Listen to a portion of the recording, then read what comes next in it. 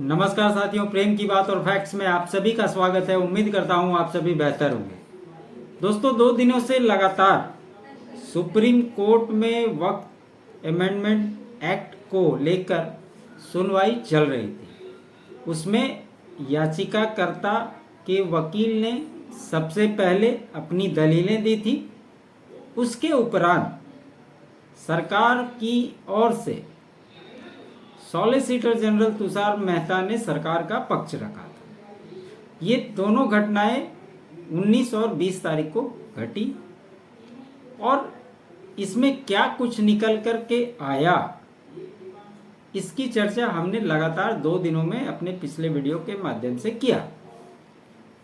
आज सुनवाई पूरी हो गई है और सुप्रीम कोर्ट ने फैसला को सुरक्षित रख दिया।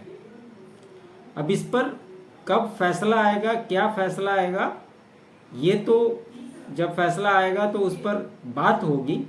लेकिन अभी तक पिछले 2 दिनों के अंदर जो चर्चा हुई और उसके अंदर जो मूल रूप से बातें निकलकर स्पष्ट होकर आई, जिस पे सीजीआई बीआर गवई साहब ने एक बात क्लियर कट में कह देती कि अगर आपके पास कोई ठोस दलील है तो आप पेश करें, तभी हम इस कानून पर कोई स्टे लगा सकते हैं।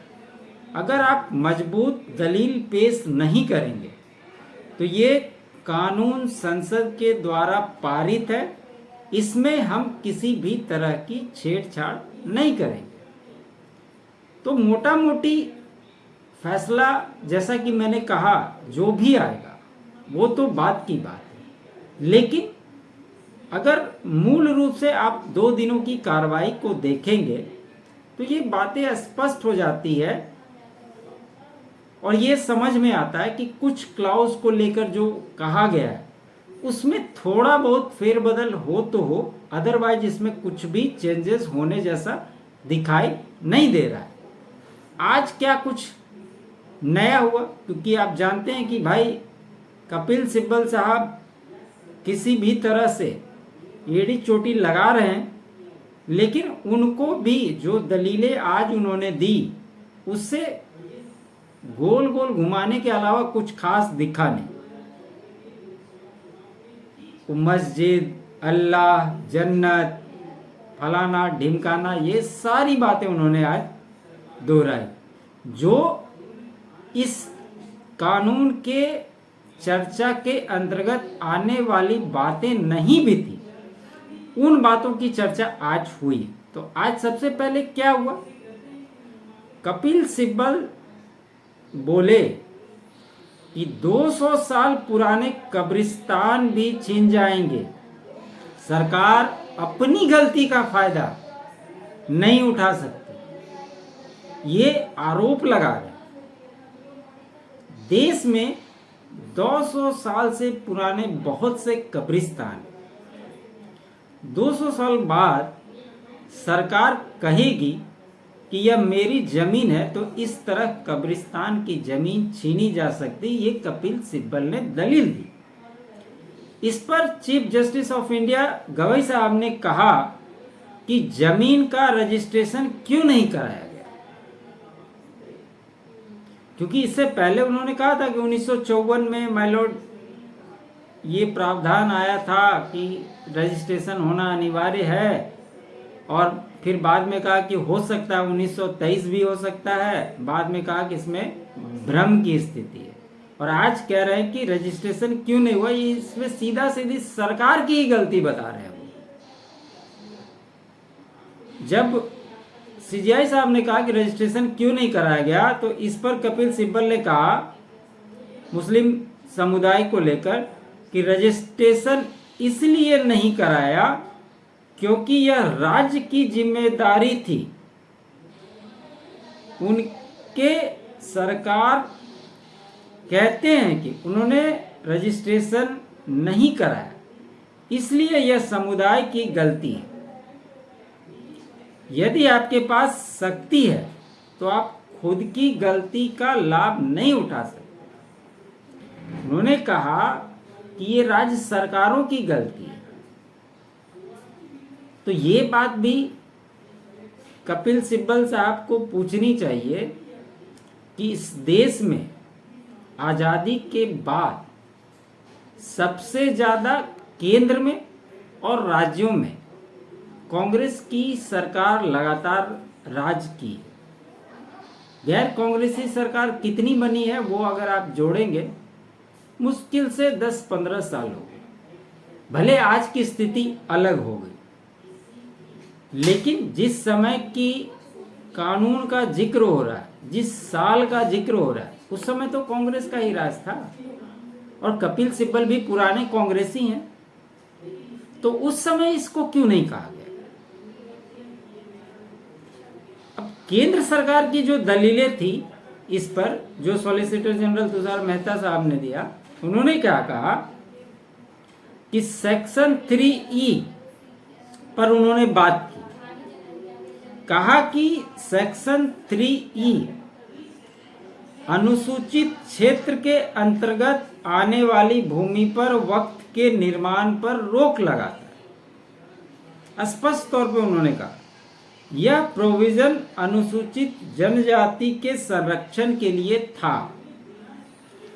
अनुसूचित क्षेत्रों के अनुसूचित जनजाति को संवैधानिक संरक्षण प्राप्त है, क्योंकि उनका एक अलग कानून बनाया गया है, उनको उससे बाहर रखा गया। उसी की बात वो कर रहे थे। मान लीजिए कि उन्होंने उदाहरण देकर बोला कि मान लीजिए कि मैं कोई जमीन बेचता हूं और पता चलता है कि जमीन के लेन देन में एसटी समुदाय के व्यक्ति के साथ धोखा हुआ है, तो जमीन वापस दी जा सकती है।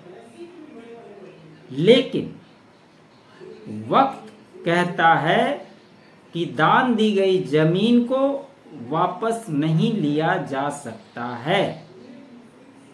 इस पर चीफ जस्टिस गवई साहब ने इसके पीछे का तर्क पूछा, तो सॉलिसिटर जनरल मेहता ने कहा कि वक्त का निर्माण अपरिवर्तनीय है और इससे कमजोर आदिवासी आबादी के अधिकारों पर प्रतिकूल प्रभाव पड़ सकता है। जेपीसी का कहना है कि आदिवासी इस्लाम अपना सकते हैं, लेकिन उनकी अपनी अलग सांस्कृतिक पहचान भी है।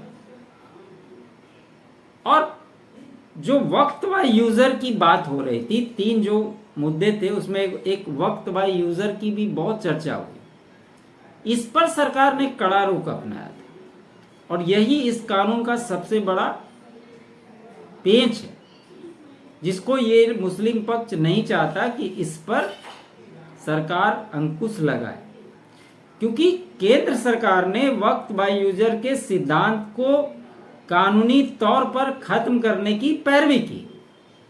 यह वह व्यवस्था है जिसके तहत किसी भी संपत्ति को केवल लंबे समय तक धार्मिक या सामाजिक उपयोग के आधार पर वक्त घोषित किया जा सकता है, भले ही उसके पास कानूनी दस्तावेज न हो। इसके आगे बढ़ते हुए उन्होंने कहा कि वक्त बाय यूजर कोई मौलिक अधिकार नहीं है, यह केवल एक वैधानिक व्यवस्था है जिसे संसद कभी भी समाप्त कर सकती है। उन्होंने यह भी जोड़ा कि सरकार सार्वजनिक भूमि की संरक्षक है और कोई भी सरकारी जमीन पर वक्त का दावा नहीं कर सकता। ये सारा जो मामला और खेल फंसा हुआ है ना, सब सरकारी जमीन जो उंगली रख रख करके, और पिछले केंद्र की सरकार और कई राज्यों की सरकार ने जो आंख बंद करके वोट बैंक की राजनीति के लिए हजारों की संख्या में वक्त के नाम जो ज़मीन की, ये सारे ज़मीन सरकार को लौटाने होंगे और सबसे ज़्यादा उत्तर प्रदेश में ये है। और एक बात जान लीजिए कि अगर इसमें किसी तरह का फैसला आ जाता, उसके बाद आप देखिएगा कि कैसे यूपी में रिकवरी का काम स्टार्ट हो जाता है। इसके बाद हिंदू कोड की चर्चा आई, उसके बारे में भी जिक्र हुआ कि हिंदू कोड बिल जैसा है वक्त कानून। इस पर सॉलिसिटर जनरल ने बुधवार को वक्त कानून की तुलना 1956 में आए हिंदू कोड बिल से की। उन्होंने कहा, जब हिंदू कोड बिल आया तो हिंदू, सिख, बौद्ध, जैन और ईसाई समुदायों के पर्सनल लॉ राइट्स प्रभावित हुए थे। तब किसी ने ये सवाल नहीं उठाया कि मुस्लिमों को इसमें क्यों अलग रखा गया। फिर आज ये लोग अलग से वक्त को लेकर इस तरह की बातें क्यों कर रहे हैं?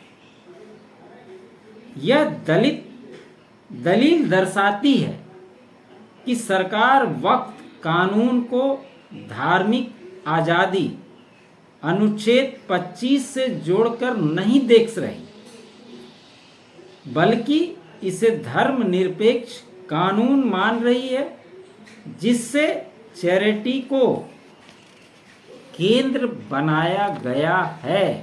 ये सॉलिसिटर जनरल तुषार मेहता साहब ने कहा। अब इसके बाद देखिए कैसा कैसा जिक्र आया। इसमें आई जिक्र जन्नत, मोक्ष का भी जिक्र आ गया।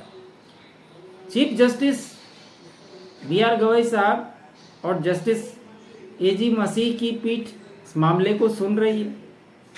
सुनवाई के दौरान आज स्वर्ग नर्क की बातचीत भी छिड़ गई। कपिल सिब्बल ने कहा कि वक्त अल्लाह के नाम पर दी गई संपत्ति होती है। इस पर CJI ने कहा कि हाँ, तो दूसरे धर्मों में भी इस तरह की दान की व्यवस्था है। इस पर फिर सिब्बल ने कहा कि दूसरे समुदायों में जरूर दान की व्यवस्था है, पर वक्त अल्लाह के नाम पूरा समर्पण है, जिसे दोबारा छीना नहीं जा सकता। इसके आगे सिब्बल यह भी कहते रह गए कि इस्लाम में ऐसा जन्नत की प्राप्ति के लिए करते हैं। सोचिए, ये बोलने वाले थे लेकिन बोलते बोलते रह गए। कहां कहां से उठा करके इसको किस दिशा में डाइवर्ट कर रहा है। आप इसको पूरे 3 दिनों की हायरिंग को अगर आप देखेंगे, इसका वीडियो देखेंगे, इसके पहले का भी, तो आपको पूरी बातें क्लियर रूप से समझ में आ जाएगी। इस पर CJI ने कहा कि जिस तरह से हिंदुओं में मोक्ष की बात होती है, तो इसके जवाब में कपिल सिब्बल ने कहा कि हाँ, ये वैसा ही है। इस पर जस्टिस मसीह ने कहा कि हम सभी स्वर्ग जाने की कोशिश में लगे हुए। इसी पर वरिष्ठ वकील और याचिकाकर्ताओं की तरफ से पेश हो रहे राजीव धवन ने कहा कि वक्त न सिर्फ दान का एक तरीका है, बल्कि ये इस्लाम के 5 मजबूत स्तंभों में से एक है। इस पर जस्टिस गवई ने हंसते हुए कहा कि हर कोई जन्नत जाना चाहता है, भले ही हकीकत में हो भी या ना हो। तो यही सारी दलीलें आज हुई है। अब आप इन दलीलों को अगर आप सुनेंगे तो आपको क्या लगता है, जो कानून बना, इस कानून से रिलेटेड इसमें क्या चीज़ आपको समझ में? क्योंकि इसमें जाति, धर्म, समुदाय, सिर्फ इस चीज़ का जिक्र किया गया। कल भी आपने देखा कि हड़पने की बात की गई थी, जिस पर गवई साहब ने कहा था कि ASI जिस भी ऐसे कई सारे स्थल हैं, मंदिर हैं, जो ASI के संरक्षण में है, फिर भी लोग वहाँ जाते हैं, अपनी श्रद्धा से पूजा पाठ करते हैं। उनको जाने के लिए तो कहीं कोई दिक्कत नहीं है।